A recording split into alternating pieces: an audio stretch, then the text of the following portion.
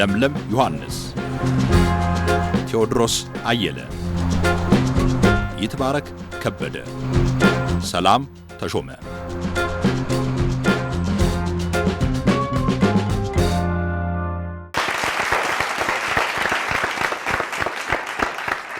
በየቤታችሁ ያላችሁ እንዲሁም እዚህ የታደማችሁ ተመልካቾቻችን እንዴት አላችሁ? ማምሻችን ተጀምሯል። እንዴት ናችሁ? በጣም ደህና ነን። ሳምንታችሁ አሪፍ ነው? በጣም አሪፍ። ከሙቀቱ ጋር እንዴት ነው? ተስማምተናል። ድንገት እንደኔ ሌሊት የሚባንን ማን ነው? ጥምቅ ብሎ ማን ይደፋብኝ ይላል። ከባዱ የሰሞኑ ሙቀት አዎ፣ በጣም ኃይለኛ ሙቀት። በጣም ስቲቭ ነው ግን አልተጠቀምንበትም እንጂ የሚጠበቅብን ቀሲልህን ተቀብተህ ሸፍነህ የተወሰነ ሰዓት ላይ ከዛ መታጠብ ነው። አዎ፣ እንደገና ቀላል አይደለም። እንደ ሁኔታው ራሳችንን ማመቻቸት ነው እንግዲህ ያለብን አይደለ? ለውጥ ሲመጣ ባለፈው ተዋይተን ለውጥን መቀበል ስለዚህ ሙቀትም ሲሆን አለባበሳችንን አዋዋላችንን እሱን ነው ማሰብ ያለብን። ግን በአለባበስ ብቻ እኮ የሚስተካከል ይሄኛው አይደል? እንደውም የተወሰነ ቀን ዳመና ከዛ ካፊያ ምናምን ሲመጣ ደግሞ የሚወጥ ነው እንዴ? አንዱ እያዋኘው አላበኛለ እያዋኘው አላበኛለ። እንግዲህ አስቢው፣ እያዋኘሽ ዋና ሊሆንሽ እንዴት ያለውሻል? ውሃው ካለበት ድረስ ቀዝቃዛ ነው። ከዛ በላይ ግን ትንሽ ዋኛል እና አለርጂም ያስከትላል አይደል? ብዙ ሰው ይታፈናል እንዴ። ይሄው እኔ ጉሮሮ ያለቀቀኝ ይሄው ምስክር። ካፊያው አቧራውን ሲያነሳ የአብዛኛው ሰው የመተንፈሻ አካል ምናምን ወዳጆቻችን ታሟ አይተናል። ተቆላልፈን ከረም ነው። አሁን ይኸው ፈታ ከፈት ብለናል። የአየር ትንበያ ግን እያየን ለማንኛውም ዋናው እሱ ነው እኮ አፕሊኬሽን እየጫናችሁ። አዎ ግድ ነው።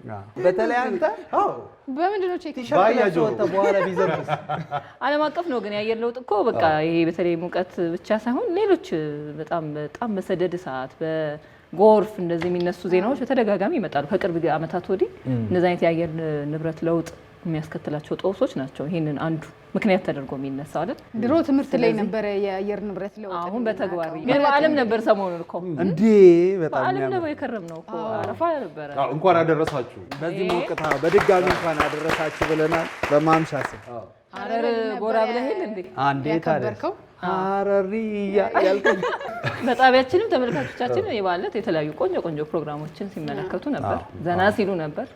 ለዚህ የቤተሰብ አብሮ የመሆን በዓልን አብረውን ያሳልፈዋል ብለን እናስባለን። ታዲያስ እና ሐረርም ስንሄድ የታዘብ ነው። በጣም ጎብኚ እንትን እያለ ነው የጨመረ። አዎ ይሄ አዘቦት ቀን ምናምን ታያለሽ። እንደ የሆነ ወቅትን አይደለም የሚጠብቀው። አሁን እንደታዘብኩት ከሆነ ከተማ ውስጥ ያለው እዚህ አዲስ አበባ ያለው በተለይ ሲመሽ ሁሉም ስልክ ይዞ ይወጣል። እና እዛው የሚኖሩትም እንግዲህ እዚህም የሆነ ሰዓት ተነስተሽ የሚሰለች ይመስለኝ ነበረ። ግን እዛው ያሉትም ነዋሪዎች ምናምን ኮንተንት ይዘት ፈጣሪዎች በጣም የተመቸ በቅርቡ እንግዲህ ዓለም አቀፉ ቲክቶከር ዲላን እዚህ ኢትዮጵያ ውስጥ ነበር አይደል? ሐረርም ሄዶ ብዙ ቦታዎችን ጎብኝቷል። ሀገራችንን በብዙ መልክ ለሌላው ዓለም ደግሞ እንደ ተጽዕኖ ተፈጣሪነቱ የሚናገርበት የሚያሳይበት ነው። ብቻ የሳምንቱ ወይም በዚህ ሳምንት ይህን ሰሞን ነው የሙቀቱ። በዚህ ሳምንት ደግሞ በዓል በጣም ደስ በሚል ሁኔታ ስናሳልፍ ነበረ። ያንን አስመልክተን ዛሬ ግን እንደዚህ አዘገጃጅቼ ጠበቅኳችሁ። ምን ልታረግ ነው? አንድ ትልቅ ጉዳይ ልናነሳ ነው። የአንድ ሰው ድምፅ ዋጋን ነው የምናነሳው። የአንድ ሰው ድምፅ ዋጋ በቤተሰብ ውስጥ ምን አይነት ነው? በአካባቢ ላይ ምናልባት ተመልካቾቻችን በየቤታችሁ እገሌ ካልመጣ አይ ምንም ነገር ውይይት አንጀምር የምትሉበት ሰው አለ ወይ? በአካባቢያችሁ ላይ የድምፁ የዛ ሰው ድምፅ ዋጋው ከፍ ያለ ሰው የምታስታውሱት አለ ወይ ብለን እንደዚህና መሰል ጉዳዮች እናነሳለን ዛሬ በማምሻ ቆይታችን። ዛሬ ይሄን ጉዳይ ስናነሳ ውይይታችን ላይ ይሄ ዋጋ አላት፣ እዚህም ጋር ያስኩላችሁ ጉዳይ አለ፣ እንከፋፈላለን። ምንድነው ዛሬ የምናደርገው ቆይታችን ላይ እኔ ጥያቄ አነሳለሁ ከተለመደው ባሻገር እናንተ ሀሳባችሁን በዚች በምሰጣችሁ ወረቀት ላይ እያሰፈራችሁ እዚህ ውስጥ ታስገባላችሁ። ከዛማ መልሳችሁን ታብራራላችሁ። መልሳችን ነው። እሺ አዎ ይሄንን ድምጻችሁን እንደመሰብሰቢያ። እሺ ስለዚህ ወረቀቱ ይሰጠናል። የመጀመሪያ ጥያቄ ወረቀቱን ላድላችሁና እሺ አጠር አድርጋችሁ ሀሳቡን ብቻ ከገለጻችሁ በኋላ ከዛ ማብራራት ይቻላል። በል ጥያቄውን አድለን አምጣ። ምን ነው ጥያቄው? የመጀመሪያው ጥያቄ ያዘጋጀሁት ምንድነው የድምፅን ዋጋ የተረዳችሁበት የመጀመሪያ ጊዜ መቼ ነው? ወይም አጋጣሚዋን ወይ የሆነ የአንድ ድምፅ ዋጋ ማለት ነው። የአንድ ድምፅ ዋጋን የተረዳችሁበት አጋጣሚ መቼ? ብዙ ነው እንግዲህ አንዱን እናስታውስ። መጣው ነው በደረሰው። እሺ የራስሽ ደረሰሽ? አንተ ነህ ግን የምታነበው። አዎ እሺ እንግዲህ የአንድ ድምፅ ዋጋ የተረዳችሁበት አጋጣሚ ብዬ ጠይቄያቸው ነበረ። የፋና ላምሮት ውድድር እስቲ እንደው የቤታችን ትልቁ ውድድር ነው፣ የሀገራችንም አሪፍ የሙዚቃ ውድድር ነው። በምን ምክንያት እሱን አነሳሽው? ያው የአንድ ድምፅ ዋጋ በተለያየ መንገድ ይገለጻል። እኔ አንዱን ያነሳሁት እንጂ በተለይ ውጤት ይቀይራል። ሰዎች ዓለም ላይም እንደዚሁ በተለይ በተለያየ ዘርፍ በቤታችንም በትምህርት ቤትም አለን አለቃ ለመምረጥ የሚደረጉ የድምፅ አሰጣጥ ስነ ስርዓቶች ይኖራሉ እና የአንድ ሰው ድምፅ በጣም ብዙ ለውጦችን ያመጣል። የፋና ላምሮትን ያነሳሁት የእኛ ሾው ስለሆነ ብቻ ሳይሆን አዲስ ቀለምም ይዞ ስለመጣ እንደገና አሁን ሙዚቃ ሰዎች ዝም ብሎ ዘፍነው ብቻ ይሄ አሪፍ ነው ብለው ቤታቸው የሚቀመጡበት ጉዳይ ሳይሆን ራሳቸው ድምፃቸውን የሚያሰሙበት ስለሆነና ደግሞ ሙዚቃ ተመርቶ ወደ ሰው አይደል መሄደው ዝም ብለህ በቴሌቪዥን አይተህ የምታልፈው አይደለም እና ድምፅ ለምን አይኖራቸውም ተመልካቾች ተብሎ የተሰራ ፎርማት ነው ፋና ላምሮት አይደል። ዝም ብሎ በዳኝነት በሙዚቃቱ ውድድር ሀሳብ ብቻ አይደለም የመጣው። ስለዚህ ተመልካቾች የራሳቸውን ሙዚቃ ራሳቸው የሚያዳምጡትን ሙዚቃ ራሳቸው ወደው ድምፃቸውን ሰጥተው ይምረጡ በሚል ሀሳብ ነው የመጣው። ስለዚህ ብዙ ጊዜ ፋና ላምሮት ላይ ያንን አያለሁ። በተለይ ተወዳዳሪዎች ከመጀመሪያው ምዕራፍ ጀምሮ አሁን 22 ደርሰን የለ የሚሰጧቸው ድምጾች ያለውን ዋጋ ስናይ በተለይ የሚፈልጉት ተወዳዳሪ እስከ መጨረሻው ምዕራፍ ድረስ ሲሄድ ያላቸው ስሜት እንደገና ተወዳዳሪዎች ራሱ ተመልካች የኔን አቀራረብ ወዶት ድምጽ ሰጥቶኛል፣ ስለዚህ ይሄን ሁሉ ድምጽ ለሰጠኝ ተመልካች ምንድነው የማቀርበው ምንድነው መሰራው የሚለውን ስሜታቸውን ስታይ የአንድ ድምጽ ዋጋ በጣም ትልቅ ቫልዩ እንዳለው ትረዳለህ እና ብዙ ጊዜ ውጤት ቀይሮ ያውቃል። ወዳቂና አላፊው እንደውም በጣም ብዙ ጊዜ በተለይ አሁኑ ምዕራፍ 22 በተለይ በጣም የማንጠብቃቸውን ውጤቶች ያሳየናል። በቃ ዳኞች የራሳቸው ፐርሰንት አላቸው፣ ተመልካች የራሱ 20% አለው። ስለዚህ የተመልካች ድምጽ ወጣ ገባ ያመጣል። ስለዚህ ይሄ ዋጋ አለው ማለት ነው። እዛም መጥቶ የሚያየው ተመልካች ነው የሚቀርበው ብቻ ሳይሆን ቤቱም ቁጭ ብሎ ይሄ ልጅ ወደፊት የሚያወጣው ሙዚቃ ለጆሮ ይመጥናል ብሎ ይወስናል ማለት ነው በድምጹ። ስለዚህ ያ በጣም ትልቅ ቫልዩ አለው ብዬ አስባለሁ። ከውድድር ከኛ ፋና ላምሮት በተጨማሪ ደግሞ ዓለም አቀፍ የተለያዩ ውድድሮችም አሉ አይደለ? ለምሳሌ በዚኮሞ የሚባል ትልቅ ውድድር አለ አፍሪካ ውስጥ። እዛ ውድድር ላይ እንዲያውም በቅርቡ ቬሮኒካ አሸንፋ ነበር የኛ ድምጻዊት። እዛ አሁን የተመልካች ድምጽ ብቻ ነው ቦታ ያለው ስፔስ የሚሰጠው ለተመልካች ነው።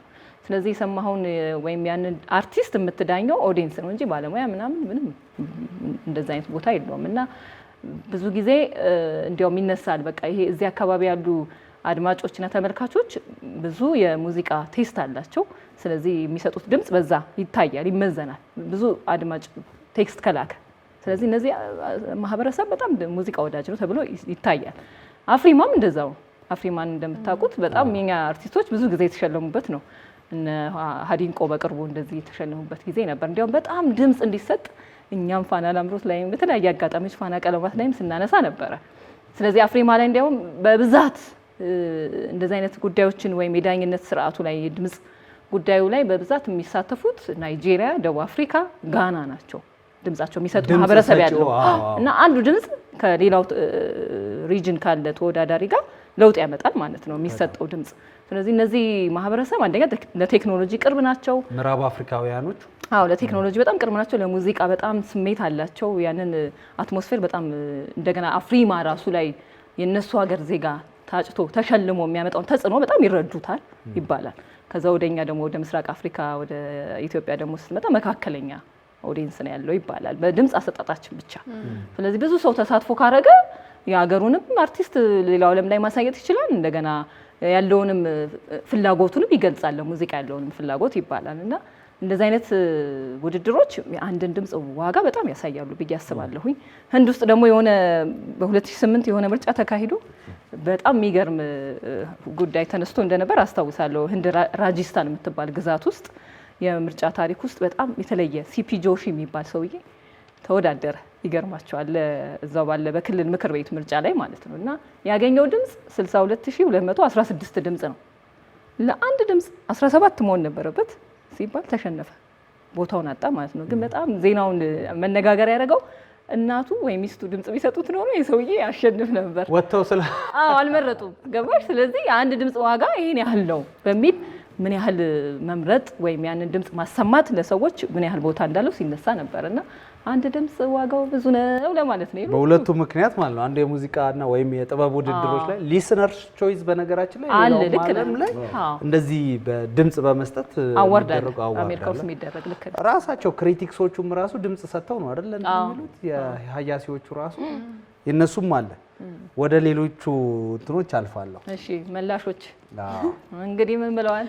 ቻይኔ ነች ሽምግልና ይላል እጅ አይደለም የቴዲ ሽምግልና ይላል። ሰላም ድምጽ የምንለው ይሄ ንዝረቱን ወይ ደግሞ ፍሪኩዌንሲውን አይደለም። ድምጽ በብዙ መልክ ነው የምንረዳው። ድምጽ ማለት መጀመሪያም እኮ አንዳንድ ጊዜ በእኛ ማህበረሰብ አለ አይደለ ሚሰማ ይስጥ ትባላል። ሚሰማ ይስጥ፣ አዳማጭ ይስጥ። ምናልባት ድምጽ አውጥታ የሆነ ነገር ገጭቶ ሊመጣ ይችላል። የገደል ማሚቱም አለ። ይሄ ሰሚ ማታገኝም ሰው ልትሆን ትችላለህ። መራቂያ ያሳጣን፣ ሽማግሌ ያሳጣን ይላል የኛ ማህበረሰብ።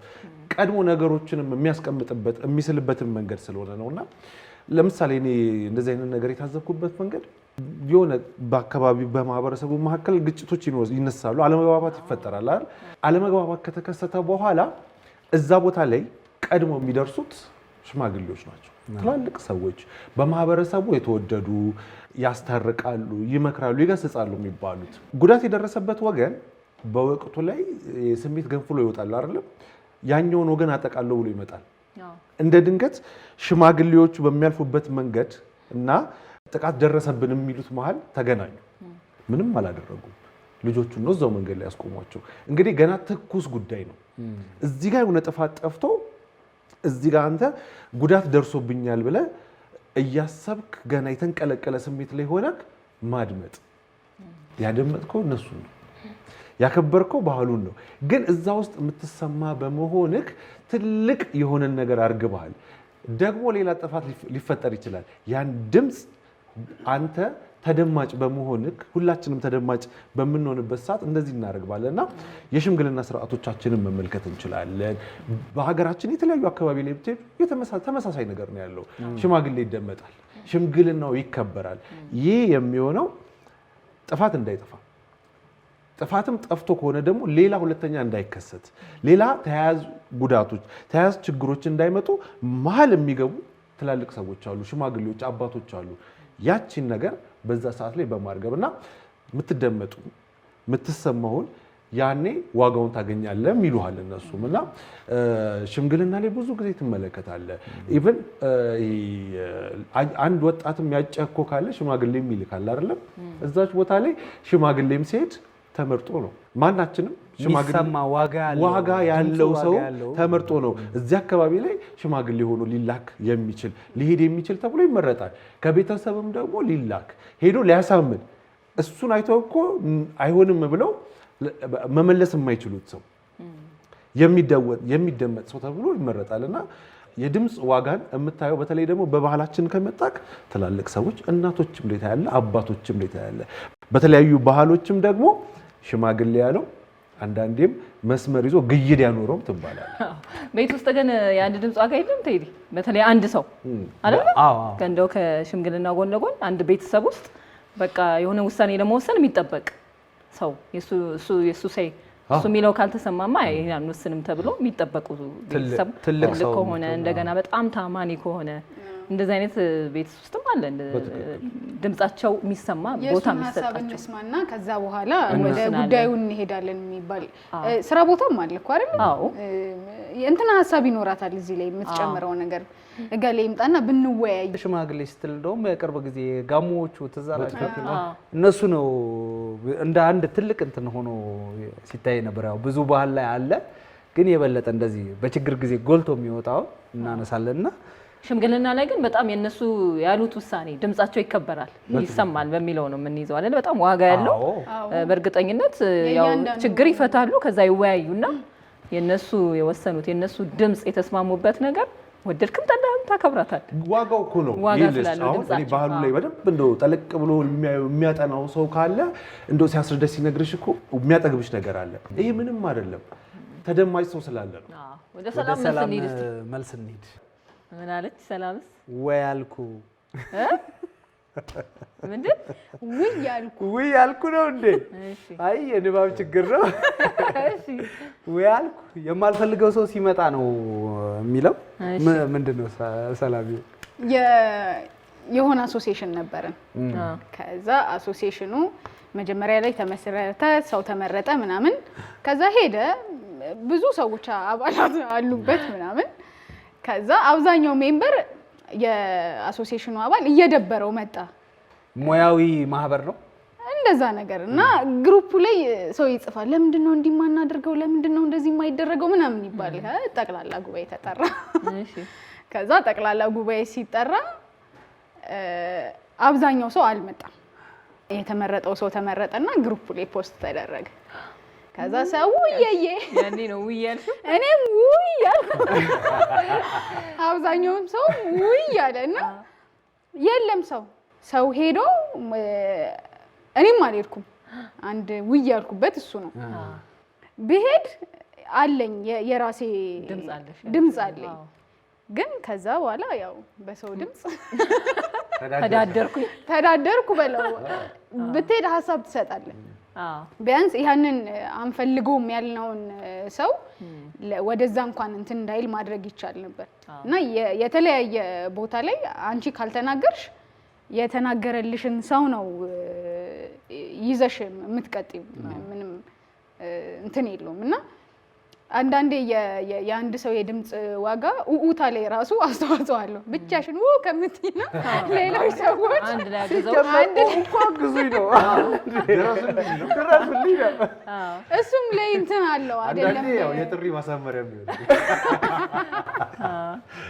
ያው አምሮ ነው የመጣው እንጂ በዚህኛው እርዳታ መጠየቅ ነው። እና የማህበራት ምርጫ ላይ እንዳለችው የህንዱ ሰውዬ አይነት ማለት እኮ ነው። በቃ አንቺ ግን መራጭ ቫልዩ ከሌለ ባትገኝ ኖሮ ይሄንን የማይፈልግ ነገር ማድረግ አትችይም ነበር። ቀጣይ ግን ሲደረግ አብዛኛው ሰው ተገኘ። ከዛ በኋላ መምጣት አለባቸው ብለን ያሰብናቸውን ሰዎች መጡ። ስራው ቀጠለ ማለት ተጸጸትን።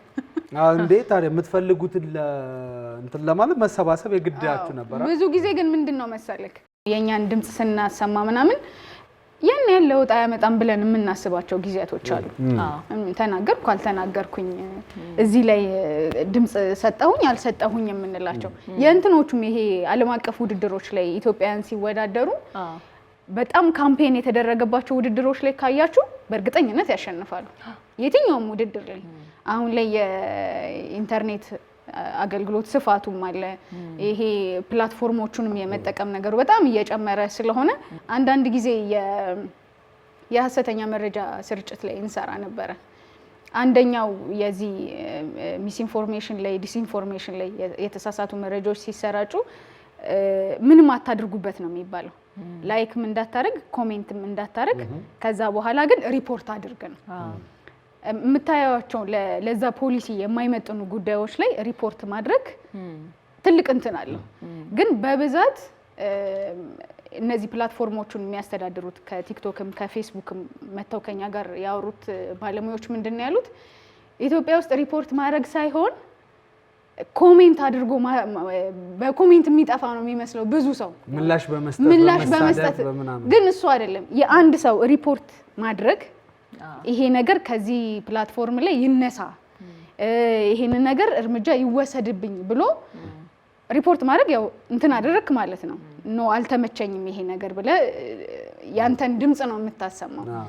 እንደዛ አይነት ልምምድ ብዙ የለንም። ሪፖርት አደረኩኝ አላደረኩኝ ምንም ያን ያህል የኔ እንትን ለውጥ አያመጣም ብለን ስለምናስብ ነው። ግን እነዚህ ሪፖርት የማድረጊያ ልምዳችን እየዳበረ ሲሄድ እንትኑ ሰላማዊ የሆነ ይመጣል።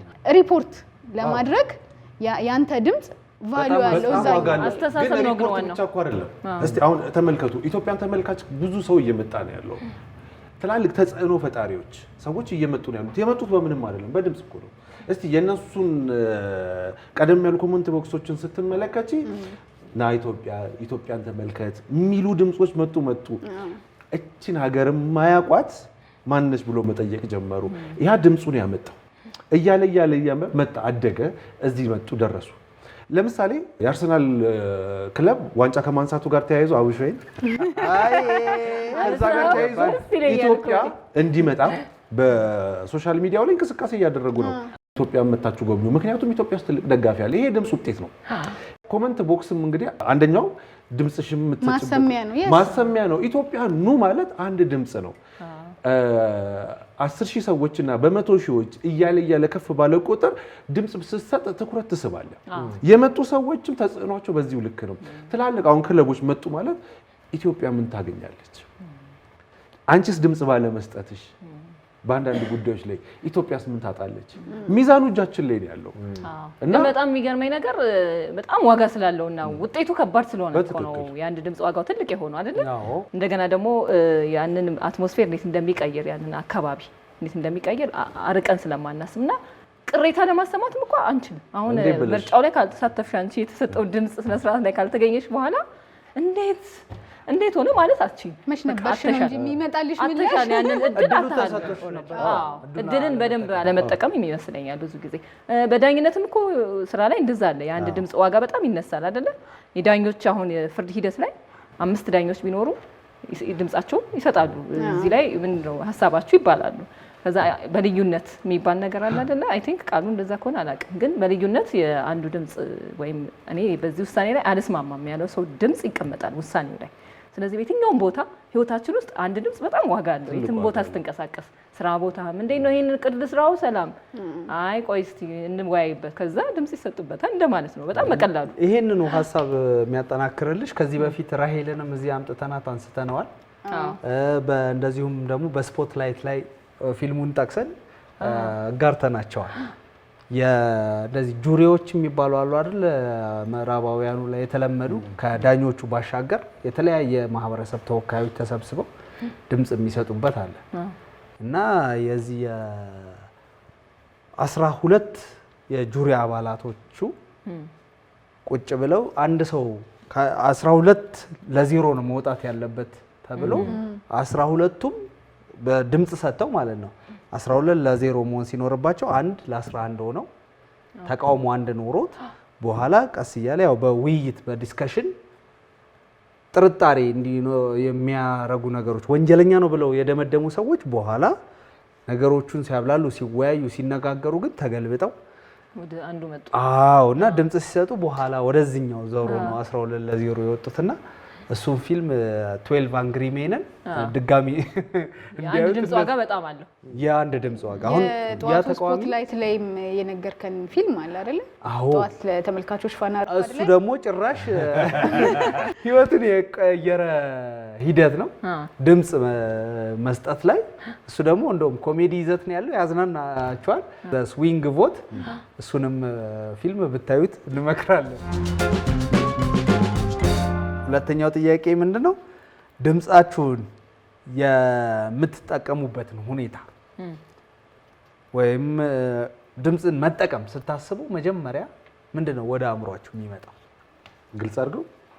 ድምጽን መጠቀም ወይም ደግሞ ድምጽን ሄጄ ድምጼ ይሰማል እዚህ ቦታ ወይም ድምጼ ይሰጣለሁ ወይ እንደዚህ አደርጋለሁ ስትል ወይ እዚህ ምርጫ ላይማ እዚህ ቤተሰባዊ ጉባኤ ላይማ እኔም የሆነ ሴይ ይኖረኛል ምንለው አለ አይደል? እሱን ሁሉም ስታስብ ምንድነው መጀመሪያ ወደ አእምሮ የሚመጣው? የራሴው ነው እንዴ የራሳችሁ እያደላችሁ ዝባሪ አይሰጣሉ አደርስልሃለሁ ላንተ። እሺ ምን ይላል? እስቲ እኔ ነኝ እንጂ የማነባው ሂደቱ ይላል። ልክ ነኝ ያነበው። አዎ እሺ ሲጻፉ እንዳለ ሂደቱ የእንትኑ አንቺ እዛ ውስጥ እንድትካተቺ ወይ እንድትጠየቂ የሆነበት ሂደት አለ አይደል? ዝም ብሎ አይደለም የሚመጣው። ለምሳሌ ስብሰባ ሲደረግ አይ ቴዲ መምጣትና መናገር አለበት ሲባል አንተ የገነባኸው ነገር አለ። ያ ቲም አንቺ ላይ ይገነባው ነገር አለ። በአንተ ድምጽ ውስጥ የሚጨመር ነገር አለ። የምትሰጠው ሐሳብ የምታስቀምጠው የመፍትሄ ምናምን ዝም ብሎ የመጣ አይደለም። አንደኛ በግንኙነታችን ውስጥ መተማመንን እየጨመረ እንድንሄድ ያደርጋል። አሃ በቃ በዚህ ባለሁበት ሁኔታ ውስጥ እኔ እሰማለሁ፣ እደመጣለሁ፣ ድምጼ ዋጋ አለው። በእያንዳንዱ ነገር ወይ የሰው አስተሳሰብ ትቀይርበታለህ፣ ወይ ፖሊሲ ትቀይርበታለህ፣ ወይ ሰው ትቀይርበታለህ፣ ወይ ራስህን ትቀይርበታለህ እና ያ ሂደት ያስገርመኛል። ሁሌ የሰዎችን ነገር ስትሰማ አንዳንዴ ዝም ይባልና እስኪ እንትናን ድምጽ እንስማው ተናገሪ ለሊ ይባላል። እንደዛ ከተባለ በኋላ የሚናገረው ሰው ምናልባት እዛ ሩም ውስጥ ያለውን ሰው ሐሳብ ሙሉ ለሙሉ የሚያስቀይር ሊሆን ይችላል። መጀመሪያም ያ ሰው የሆነ ቦታ ተሰጥቶታል። በእንዲሁ ዝም ብሎ አላመጣውም ማለት ነው። የሆነ ጊዜ የሆነ ፋሚሊ በጣም አስቸገረ ማለት ነው። ከዛ የቤተሰብ ተጠራ እና እንዲወጣ ነው ከቤት የተወሰነበት። ምክር በተደጋጋሚ አልሰማም፣ እንደዚህ ያላደረገም፣ ስለዚህ ከዚህ ቤት መውጣት አለበት ልጁ። በቃ የራሱን ችሎ ይውጣ በቃ ምንም እና ሁሉም ሰው ተስማማ። መጨረሻ ላይ ታናሽ ወንድም ይሆነ አይወጣም፣ ቢያንስ ለአንድ ወር ጊዜ ወደ ራሱ መመለሻ ጊዜ ይሰጠው አለ። ለምን ያለበትን ሁኔታ እናንተ አታውቁም፣ ዝርዝሩን አላወራም፣ ግን አንድ ወር ይሰጠው ተባለ። በታናሽ ወንድምየው ምክንያት አንድ ወር ተሰጠው። ልጁ ተስተካከለ ማለት ነው። ባይኖርስ ኖሮ ይሄ ልጅ አይ በቃ ታናሽ ነው እኛ ትልልቆች ነን ተወስኗል ቢባል ኖሮ ይወጣል ልጁ። ምናልባት ማህበራዊ ቀውስ ይገባል። ድንገት ሰምተን ምደባ ላይ ያለ አይደል? ሰዎች የተለያየ ሀገር ላይ ይመደባሉ፣ የሥራ መስክ ላይ ይመደባሉ። ጸጥ ብሎ የሚቀበሉ ሰዎች አሉ። አይ እንደዚህ እኮ ስለሆነ ነው ብለው ሲያስረዱ ደግሞ ዝምታንም መስበር ነው ብዬ አስባለሁ። ድምጽን ማሰማት ከባለፈውም ስናነሳ ነበረ። በየትኛውም ሁኔታ ላይ ሐሳብን የማትገልጽ ከሆነ ያለውን ነገር ግልጽ አድርገህ የማታስረዳ ከሆነ በሌሎች ሐሳብ ነው እንትን የምትለው። ቴብሉ ላይ ከሌለ ሜኑ ነው የምትሆነው የሚባል አባባል አለ። መኖር አለብህ እዛ ውስጥ እና በእያንዳንዱ ነገር አይ እገሌ ይናገርልኛል እንትና ይወስንልኛል ምናምን የምንባባልበት ዓለም ውስጥ አይደለም ያለ። ግዴለሽነት እኮ ነው አንዱም ይመስለኛል። እንደዚህ አይነት ነገሮች ምን ፈጥራለሁ አሁን እኔ ይሄን ሁሉ የቤተሰብ አባል እያለ እኔ ምን አገባኝ ቢኖሮ ያ ልጅ ትልልቆቹ እኔ ምን አገባኝ ቢኖሮ እኮ ያ ወንድሙን ማትረፍ አይችልም ነበር። ግን አይ እኔ የምለውን ይሰማል ዋጋ አለው ብሎ ማሰቡ መሰለኝ አይደል እንደዛ አይነት ውሳኔ እንዲቀየር ያደረገው። ያንተ ድምጽ ወዲያውኑ ለውጥ ላይ ያመጣ ይችላል። ግን የሆነ ጊዜ ቴዲ ብሎ ነበረ የሚያስብል ይኖራል። ይሄ ሰው ፊት ለፊት ሪያክት ላይ ያደርግ ይችላል ወይ እዛ ስብሰባ ውስጥም ሊሆን ይችላል፣ ማህበርህ ውስጥም ሊሆን ይችላል፣ ሪሌሽንሺፕ ውስጥም ሊሆን ይችላል። ወዲያው መልስ ላታገኝ ትችያለሽ። ግን ድምጽሽን በማሰማትሽ ብቻ የሆነ ሰው አይምሮ ውስጥ የሆነ ነገር ትፈጥሪያለሽ።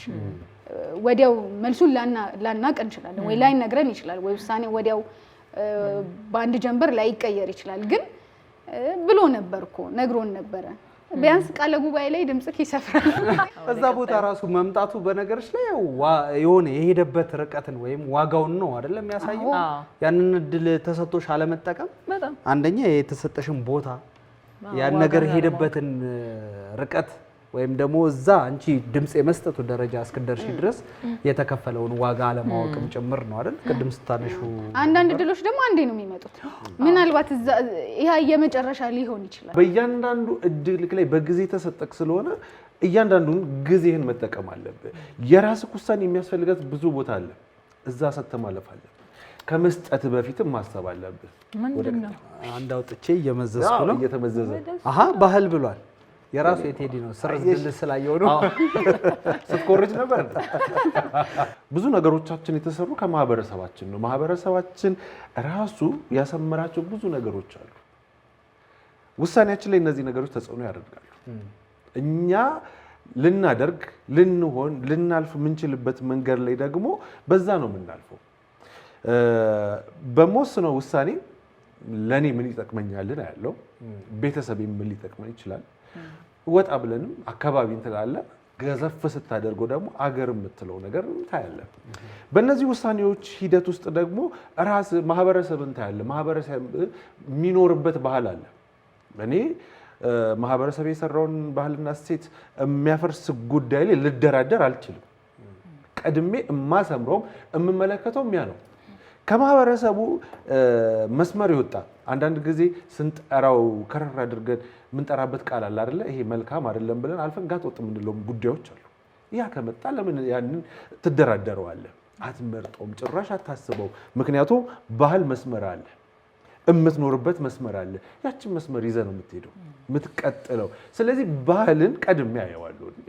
የግድ ማህበረሰቤን ስለምወድ የግድ ማህበረሰብን ወደድክ ማለት ሀገርን ወደድክ፣ ቤተሰብን ወደድክ፣ ህዝብህን ወደድክ፣ ማንነትን ወደድክ፣ ልጆችህንም ወደድክ ነው። አንዱ ግን የዘመናዊነት ማሳያ መስለኛል። አሁን በጣም ጭንቅላታችሁ ላይ የሚመጣልን ጥያቄ ያልከኝ ባህል ሲል የአንድ ማህበረሰብ የሰልጠኑ ማሳያ ነው። በትክክል አይደለ? አሁን ከባህሉ አንፃር ማየት መመዘን መቻል ራሱ በትክክል ባህል በቃ ያ ሰው ያ ማህበረሰብ ወይም ያ ህዝብ በቃ ያንን ቫልዩ ዋጋ ሰጥቶታል ማለት ነው። ስለዚህ አንዱ ማሳያው ሰዎች የድምጻቸውን ዋጋ ማሳየት ወይም መግለጽ መቻላቸውና ዘመናዊነታቸውንም መሰልጠናቸውንም አሁን ሌላው ዓለም በዚህ ሂደት በጣም ብዙ መንገድ ሄዷል።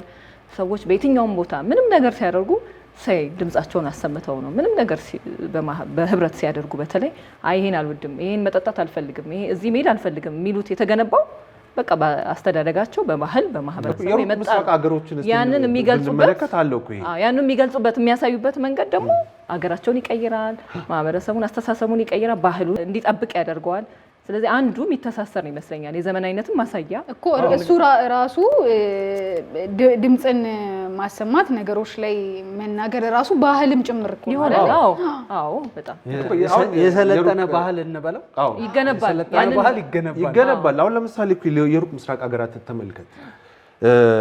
ብዙ ሀገራት ሩቅ ምስራቅ ከሄድክ ባህላቸውን አልተውትም፣ ባህላቸውን ይዘውታል።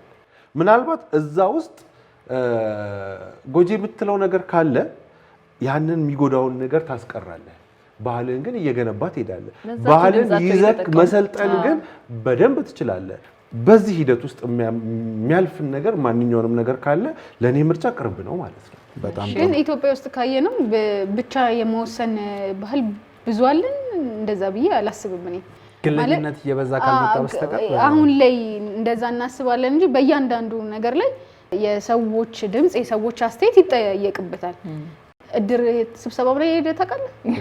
ጥሩ ያልሰራሁትን ለምን እንዳስታውስ ታስገድጂኛለሽ? ሰላም ተሰብስቦ መወሰን የእያንዳንዱን የሚኖረውን ሰው ድምጽና አስተያየት መጠየቅ የነበረ ነገር ነው። ሰው ሞቶ አማራጭ እኮ እንትን ይልላል አይደል? ሎንች ነው በዚህ ሰዓት ነው የሚል ንፍሮ ላይ እንትን እንጨምርበት ወይንስ አልጫና እንትን ነው አለ ምን ሁሉንም ነገር ሰው ተማክሮ ነው የሚያደርገው። ምናልባት ድምጹ የሌለ ማንሰማ ማንናገር ከመሰለ እንደ ባህል አብዛኛው ነገር ህይወታችን ውስጥ ያለ ነው። ምናልባት ልብ ብለን ላናየው እንችላለን እንጂ በእያንዳንዱ የህይወት እንቅስቃሴያችን ላይ ምርጫ ይቀርብልናል፣ ድምጻችንን እንድናሰማ ይቀርብልናል። እሱን ተቀብለን ማሰማት ያው ያንተ ፋንታ ነው። የለምለም መልስ ጨቁነነዋል። ሰላም ይላል። መጀመሪያ ወደ አእምሮዋ የሚመጣላት አንድ ድምጽ ሲባል እኔ ሰላም ነው ትዝ የሚለኝ። በምን እስቲ አሁን ቅድም ስታነሽ አሁን የእድር ጉዳይ አነሳን አይደል? ቤት ውስጥም አነሳን። መቼም ያንን ለመነጋገር የእድሩን መሪ ቴዲን ለመምረጥም ራሱ ጥሩ ሰላማዊ አትሞስፌር ከሌለ አይሆንም። በቃ ያለሽበት ቦታ ምቹ መሆን አለበት አይደል? ካልበለዚያ በቃ ምን የት ይደርሳል? ዋጋ አይኖረውም ድምጻችን ብዬ ነው የማስበው። አለቃም ለመምረጥ ትምህርት ቤት ውስጥ እዛ ክፍል ውስጥ ያሉ ሰዎች ሰላም መሆን አለባቸው፣ መግባባት አለባቸው፣ መነጋገር አለባቸው። ይሄ ነገር እንዴት ነው ብለው የሚወያዩበት አውድ መኖር አለበት። ያ እንዲኖር ግን ክፍሉ መረበሽ የለበትም ማለት ነው። ቤተሰብ ውስጥም የመግባባት የመነጋገር ሰላማዊ ሁኔታ ከሌለ ያ ቅድም ያነሳ ነው ወንድማችን እኮ ታላቁን ማዳን አይችልም። ምክንያቱም ከባቢው ሰላም ነበር ማለት ነው። በየትኛውም ሁኔታ ውስጥ እንዲየተዋቀስን ድምጻችንን ልናሰማ አንችልም። ስለዚህ ሰላማዊ ሁኔታ ከሌለ በፍጹም የድምጻችን ዋጋ ሊገለጽ ይችላል ብዬ አላስብም። በሀገራትም ስናየው አሁን አሜሪካ ውስጥ ምርጫ ሲደረግ አስተውላችሁ ታውቃላችሁ? በጣም የሚገርም ድባብ ነው ያለው አይደለ? የፖለቲካ ፓርቲዎች ክርክር፣ ቅስቀሳው የሚገርም ነው የሚሆነው ሂደቱ። በሁለቱም ፓርቲዎች ሪፐብሊካን እና ዲሞክራትም ቢሆን የሚቀሰቅሱበት መንገድ በቃ የሚጠቀሙበት መንገድ ልዩ ነው ይባላል። እንደ ምሳሌ ይነሳል። ግን ያ የሆነው ሰላማዊ ከባቢ ሁኔታ ስላለ ነው። ቤተሰብ ውስጥ የሚያነሳ ነው። ያለንበት ሁኔታ በጣም ወሳኝ ነው ብዬ አስባለሁ። እኔ ቀድሞ የአንድ ድምፅ ዋጋ ስትል አሁን የመጣልኝ ሰላም እህታችንም አካባቢያችንም ሰላም ሲሆን ነው ማሰብ። ይሄ ዋጋ አለው፣ ድምፄ መቀየር እችላለሁ፣ ነገን ማስተካከል እችላለሁ፣ ነገ ላይ መወሰን እችላለሁ ብዬ እንዳስብ የሚያደርገኝ ሁኔታ ያለውበት ሁኔታ ሰላም ሲሆን ነው ብዬ ነው የምለው። አእምሮሽ ሰላም፣ አካባቢሽ ሰላም፣ ሁሉም ቦታ ሰላም። ግንኙነት ላይ ድምጽ ሁሉም ላይ ይሄዳል ብለናል አይደል? ህይወታችን ላይ ከጓደኞቻችን ጋር ባለን ግንኙነት፣ ከትዳር ጋር ባለን ግንኙነት፣ መስሪያ ቤት ላይ ባለን ግንኙነት ሰላሙን እንዴት ማምጣት እንችላለን? ሰዎች የሚደመጡበት ማለት ተከትሎ አስተያየት በሰጠበት ቴዲ ምናልባት እንዲህ ልትለኝ ትችላለሽ ሰላም ብሎ ካሰበ ላይናገር ይችላል። ያንን ሰላማዊ ሁኔታ መፍጠር ነው ብዬ ነው የማስበው ነኝ። ግንኙነት ጤናማ ሲሆን የምትናገረው ነገር ተከትሎ ሌላ ነገር አይመጣም ብለህ ባሰብክ ጊዜ ራስ መተማመን ሲሆን ግንኙነቱን ታምኘዋለሽ፣ እደመጣለሁ ብለህ ታስባለህ። በዛው ልክ በራስ መተማመን ይጨምራል። ስለዚህ ኦኬ በቃ የኔን ድምጽ እየጠበቁ ነው ማለት ነው፣ የኔን ሰይ እየፈለጉ ነው ማለት ነው ብሎ ይሄ ሰው ደስተኛ ሆኖ ሀሳቡን ሼር ያደርጋል። ከትልቁም ሰላም ባሻገር በእለት ተዕለት ህይወት ያለው የግንኙነት ሰላም በጣም ማተር ያደርጋል። ግን መደመጥ በራሱ እኮ ትልቅ ልዕልና አለው። ኧረ ደስ ይላል አይደል? እስቲ እንደው እንትን ብታዩ ራሱ ሁለት ሰዎች ቢቀመጡ የሚያወራውን የምታደምጠውና የሚያወራውን የማታደምጠው ሰው ውስጣቸው እኩል አይደለም። የምታደምጠው ሰው ፊቱ ላይ ያለውን መረጋጋት ታያለ፣ አካሉ ላይ ያለው መረጋጋት ታያለ። የማይደመጠው ሰው ግን ፊቱ ላይና የእጅ እንቅስቃሴው ላይ የምታየው ቀበጥበጥ ማለት ያለ መደመጥ ስሜቱ ውስጡን ሲረብሸው ታያለ። ሁለቱም ለዛ ያበቃቸው የራሳቸው ምክንያት አላቸው። መደመጥ የሰጠው ግርማ ያላበሰው ረጋ ይላል። ምክንያቱም የኋላ ታሪኩና ስራው አንቺ ከሱ የምታገኘው ሐሳብ እንድትደመጥ አድርጎታል። ትልቅነቱ እንዳይደመጥ ያደረገው ደግሞ ሰው በዛው ልክ አለመደመጡ ይፈጥርበታልና ይሄ አንተ ለምታደምጠው ሰው የምትሰጠው ዋጋ አንተንም ጭምር ነው መልሱን ያረጋጋ መለየት ነው። ስነ ልቦና ያው እዚህ እንግዶችንም እያመጣን ስናነሳ ሲያነሱልን የነበሩት እንግዶቻችን የስነ ልቦናን በተያያዘ ህፃናት ልጆቻችሁን እኮ አድምጧቸው ነው አይደል? መጀመሪያ የሚሉት ነገር ካልተሰማ በኋላ ምንም ነገር አይናገሩም የሚል ነገር ሲያነሱልን ነበር። ማድመጥ ነው መደማመጥ ነው ድምጽ ዋጋ የሚሰጠው እንዴ? በጣም እስቲ አንዴ ሁላችንም እኩል እንጭ የመጨረሻ ጥያቄ ላንሳላችሁ። ታሟል። የመጨረሻ ጥያቄ እሺ፣ ያለንን ሐሳብ እንዳንገልጽ ወይ እንዳንናገር የሚያደርጉን የራሳችን የሆኑ ባህሪያቶች ወይም እንቅፋቶች ምንድነው? ግዴለሽነት የማን ነው? የኔ ነው። እሺ፣ ምን አገባኝ ማለት ምን አገባኝ ብላ የምትለው ሐረግ። አዎ፣ አይ አንድ ነገር ላይ አንድ ግጥም አለ እዚህ። እሺ፣ ምን አገባኝ ብላ የምትለው ሐረግ እሷ ነች ሀገሬን ያረደች እንደበግ የምትለውን ግጥም ልጽፋት አልኩና ምን አገባኝ ብዬ ተውኩት እንደገና። ኑረዲን ኢሳ። አዎ፣ ለትክክለኛ እናመሰግናለን። ለመልሴ ማጠናከሪያ ስለሰጠህልኝ ለኑረዲን። አዎ፣ ግዴለሽነት በጣም ብዙ ነገር ላይ ተጽዕኖ አለው ብዬ አስባለሁ። አሁን ከቤተሰብም እንዳነሳ ነው ቅድም፣ ግዴለሽ የሆነ ሰው ተጠቅልሎ ይተኛል። ብዙ ነገር ሲፈጠር ቤት ውስጥ አይደለ? በቃ እዛ እየታመሰ እናትና አባት እየተዋቀሱ እየተጨቃጨቁ ብሎ በሰላም ለብሱን ለብሶ ምናምን በልቶ ምንም የማይሞቀው የማይበርደው ማለት ነው። ከዛ ደግሞ የሚመጣው ኔጌቲቭ ሳይዱን ደግሞ ሊቧቀሱ ይችላሉ እኮ እናትና አባቱ አይደል? ሊመታቱ ይችላሉ። እዛው ሊያዝን ይችላል፣ ሊጸጸት ይችላል። ይሄ ሁሉ ያመጣው ምንድነው? ግዴለሽነት ነው ብዬ ነው የማስበው። ከዛ ከፍ ሲል ስራ ቦታም ምን አገባኝ ማለት አንድን የሆነ የአሰራር ስህተት አይ ብናገር ማን ይሰማኛል ብለሽ በተውሹ ቁጥር በቃ እያደገ እየሰፋ ባህል ይሆናል። ቅድም ያልነው አይነት በበጎ አነሳ ነው እንጂ ማን ይሰማኛል ብቻ ሳይሆን እኔን አይመለከተኝም አይመለከተኝም ብለው ማንም ይሰማኝ የለም ተናግሬያለሁ ብሎ መሰልቸትም ጭምር የሚያመጣው ጦስ ነው ብዬ አስባለሁ። ከዛማ ይሁን ሲስተም ሲዘረጋ ግን ኮምፕሌን ማድረግ መጸጸት ውስጥ ነው የምትገቢው። ስለዚህ ያንን አካሄድህን ወይም ያንን ባህሪን ካልቀየርክ በስተቀር ግዴለሽነት በጣም ጦሱ ከባድ ነው ብዬ አስባለሁ። እስቲ አሁን ለገበሬ አስቡት። በጣም ገበሬ ማለት አንድን ሰኔ 10 ሰኔ አይተካውም ብሎ የሚሰራ ነው አይደለ? አንድ ወቅት ካለፈው አንድ አርሶ አደር ሌላው ወቅትን 10ም አይተካው። አንድ አርሶ አደር ቤቱ ላይ ተኝቶ ዝናብ ቢዘንብበት መስራት ነው ያለበት። ግን ቤቱን ንፋስና ዝናብ ግማሹን አፈረሰበት። ቤቱ ላይ ተኝቷል። እሱ ላይ ግን አልደረሰበትም። የቀረችውንም አሁን አፈረሰበት። ንፋስ ይዞበት ሄደ፣ ዝናብ መታው፣ ቀርመጥ አልጋው ጋር ደረሰ። ይሄ ገበሬ ምን ቢል ጥሩ ነው? እንኳንም እኔን አልነካኝ። ለአንድ ገበሬ ማለት ይሄ ምን ያለት ግዴለሽነትና ብቻ በጣም መስራት ባለበት ጊዜ ላይ ባለመስራቱ እንኳንም እኔንም አልነካኝ፣ ቤቴን ግን አፍርሶታል። እዚች ጋር ነው ያዛትና ቀጣዩን ጥያቄ በጣም ጥሩ። አቤት አረ ድምጽ እየታፈነ ነው። እሺ ፍራቻ የኔው ነው። ብናገር እንደዚህ ይሆናል፣ ይሄንን ባደርግ እንደዚህ ይሆናል የሚል ፍራቻ አንድ አለ። ሁለተኛ ደግሞ በራሱ ልምምድ አይደለ? አንድን ነገር ከመጀመር በፊት የምትጠራጠረው ነገር ለራስ ያለ ግምት ላይ የሚመጣ ፍራቻ ለዚህኛው አንድ አስተዋጽኦ ያደርጋል ብዬ አስባለሁ።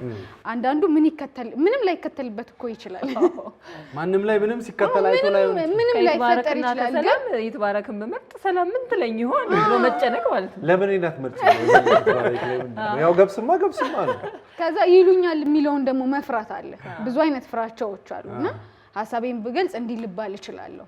ከስራዬ ጤናዬን ብመርጥ ራስ ወዳድ ልባል እችላለሁ። ከልጆቼ እንትኑን ብመርጥ ሁሉም ነገር ህይወታችን ከዚህና ከዚህ ያለውን የመምረጥ ጉዳይ አይደለ?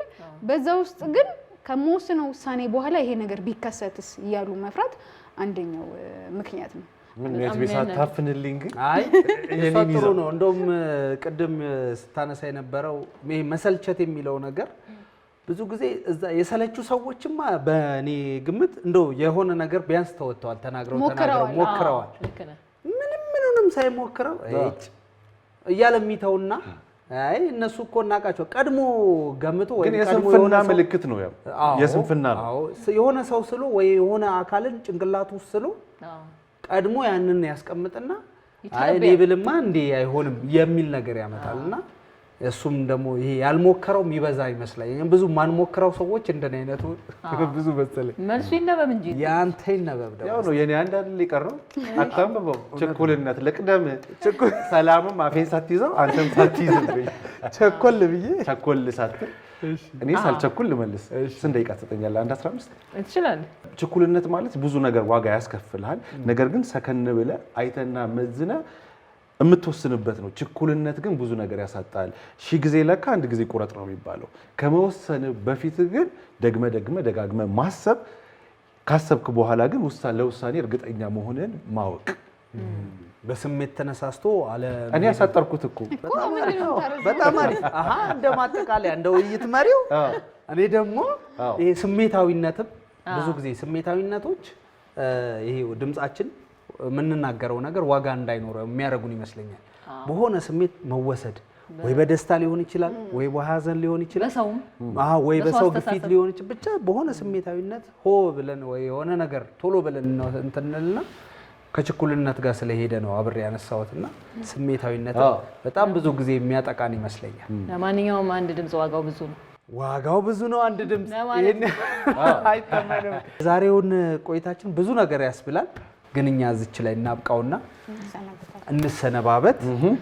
የአንድ ድምጽ ዋጋው ብዙ ነው። ማምሻችን ይሄን ይመስላል።